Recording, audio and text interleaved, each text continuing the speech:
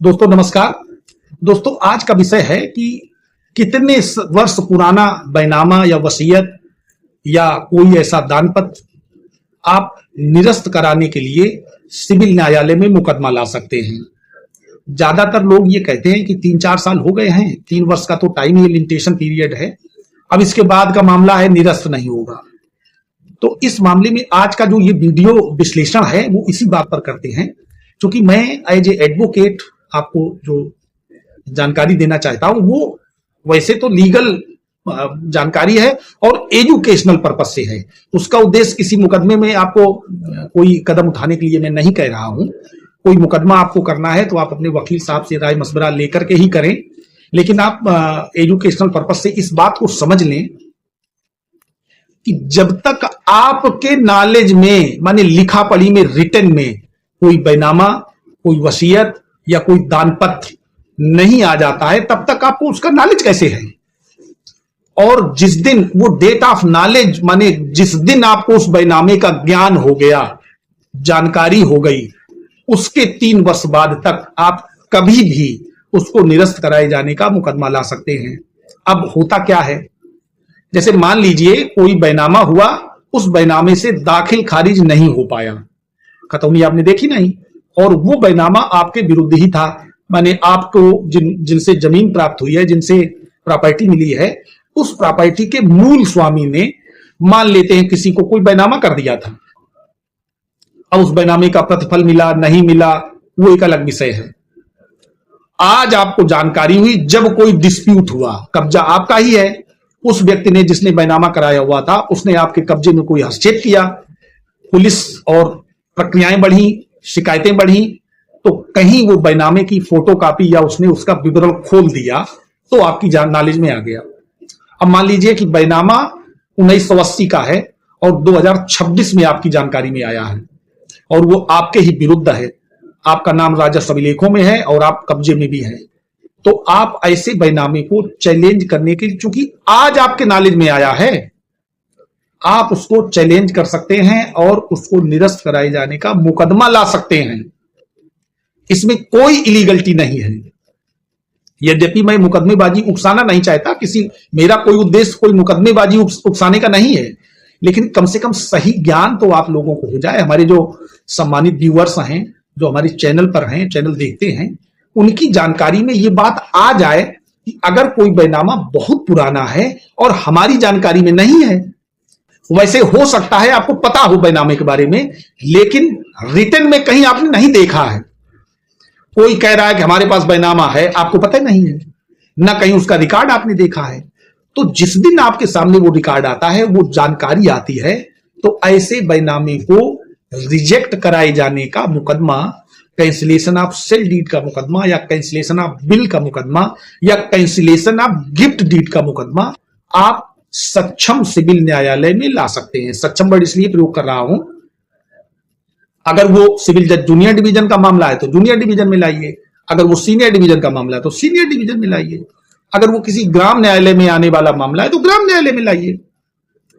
तो दोस्तों अब इसमें एक और भ्रांति उत्पन्न होती है कि कोर्ट में लिमिटेशन एक्ट पर सुनवाई होगी और हो सकता है कि 7-11 में हमारा वादा खारिज हो जाए।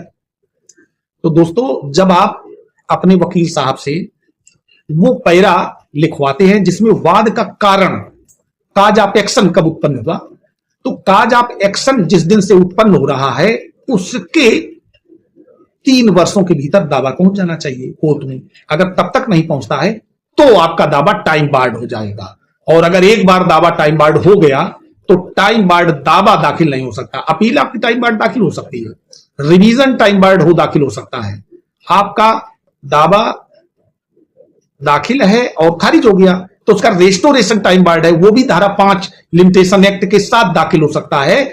लेकिन अगर दावा टाइम बार्ड हो गया, इस बात को आप नोट कर लीजिएगा कहीं, ये बहुत ही महत्वपूर्ण बात है।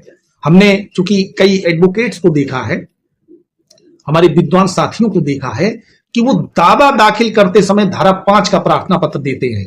यद्यपि दावा दाखिल हैं और दावा आगे बढ़ रहे हैं, लेकिन मान लीजिए आपका जो विपक्षी पक्षकार है उनके वकील साहब तेज हैं और वो केवल एक एप्लीकेशन दे देते हैं कि आप खुद ही मानते हैं कि हमारा दावा टाइम बार्ड है, तो आपका दावा क्यों चलाया जाए, तो दावा का खारिज हो जाएगा।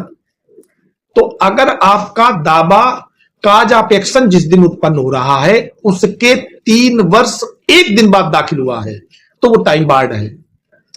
यद्यपि अलग अलग मामलों में, अब ये केवल मैं बैनामा कैंसिल कराने के लिए जो टाइम है उसकी बात कर रहा हूं, बैनामा वसीयत या गिफ्ट डीड अलग अलग चीजें अलग अलग टाइम फ्रेम में आती हैं। जैसे मान लीजिए कि आप दावा लाना चाहते हैं कि हमारे विरुद्ध किसी व्यक्ति ने झूठा मुकदमा चलाया और वो मुकदमा जिस दिन रिजेक्ट हो गया उसके विरुद्ध हम कंपनसेशन के लिए मुकदमा लाते हैं, तो उसका टाइम पीरियड 1 साल का है। चलो किसी और दिन लिमिटेशन एक्ट के बारे में बात कर लेंगे, अलग अलग प्रकार के मामलों में कितने दिन का लिमिटेशन होता है इसकी चर्चा कर लेंगे, लेकिन आज चर्चा केवल इस बैनामे की है। और बहुत सारे लोग दोस्तों ये कहते हैं कि इसमें साहब आपने रूलिंग नहीं बताई। रूलिंग उस बात पर आती है जिसके बाद में कोई विधि ना बनी हो, इस पर तो विधि है ऑलरेडी। लिमिटेशन एक्ट में बाकायदे आर्टिकल दिए हुए हैं अलग अलग कि किस वस्तु के विरुद्ध या किस वाद के विरुद्ध वाद कारण के इतने दिन बाद तक दावा लाया जा सकता है, और जैसे ही वो टाइम खत्म हुआ आपका दावा टाइम बार्ड हो गया, फिर वो दावा नहीं चलेगा। अगर टाइम बार्ड के बाद भी दावे चलने लगे तो भारतवर्ष में मुकदमों की बाढ़ आ जाएगी।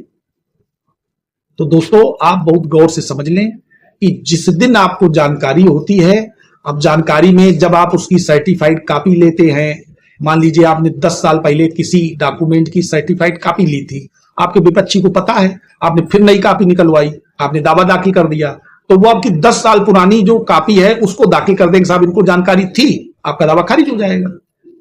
तो उस समय जब आप सर्टिफाइड कॉपी लेते हैं तब आपकी जानकारी में वो बात आ जाती है। अब मान लीजिए आप नहीं लेते हैं, आप किसी वकील साहब से निकलवाते हैं, लेकिन अपना वकालतनामा देते हैं, तब भी आपकी जानकारी में आ गया। तो अगर आपकी जानकारी में नहीं है रिटन में, तो आप जिस दिन काज ऑफ एक्शन उत्पन्न हो, उस बात पर कोई झगड़ा हो, उसके 3 वर्षों के भीतर कभी भी इस टाइप के कोई मुकदमे कैंसिलेशन ऑफ सेल डीड या कैंसिलेशन ऑफ बिल या कैंसिलेशन ऑफ गिफ्ट डीड का ला सकते हैं। इसमें कोई विधिक बाधा नहीं है, और अगर कोई विधिक बाधा आए तो उसके लिए एक्ट है, लिमिटेशन एक्ट।